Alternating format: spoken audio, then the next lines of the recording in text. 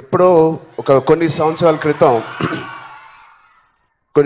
క్రితం న్యూస్లో మనం విన్నాం. అరౌండ్ 2014-15లో కొన్ని స్కూల్స్ బయట ఆల్మోస్ట్, అంటే నేను చదివిన స్కూల్స్ బయట గోలీ సోడాలు, పాప్సికల్స్ తినడానికి మేము బండిల దగ్గరికి వెళ్తాం.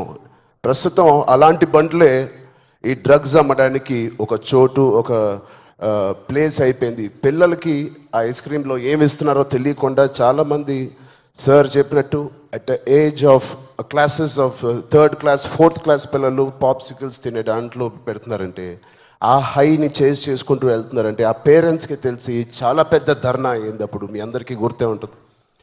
అసలు ఇంత డీప్గా వెళ్ళిపోయింది ఆ సిస్టమ్. విజయ్ చెప్పినట్టు ఇంత ఆర్గనైజ్డ్ క్రైమ్ లాగా అయిపోయిందా? చాలా షాకింగ్ ఉంది, చాలా బాధ వేసింది. అప్పుడులో అయితే I was not a parent, but today as a parent మేము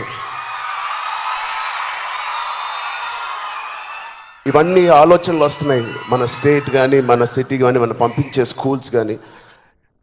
ఇప్పుడు ప్రస్తుతానికైతే ఇంట్లో ఏదో ఆడుకుంటూ హోమ్ స్కూలింగ్ చేపిస్తున్నాం, కానీ రేపు పొద్దున మా పిల్లల్ని బయటికి పంపించాలంటే మాకు కూడా అలా ఇలా ఉంటుంది.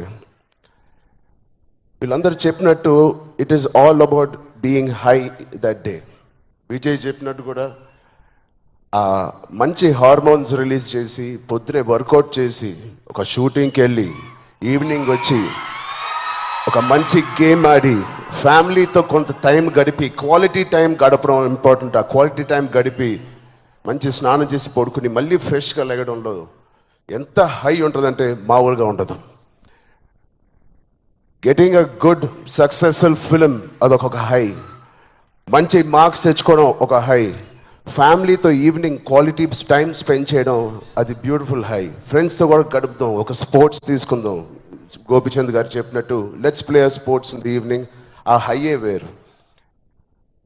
అలాగే we should protect our own family. మన సిస్టర్స్, మన బ్రదర్స్, మన ఇంట్లో నుంచి మొదలు పెడదాం. We should protect our family, we should protect our school,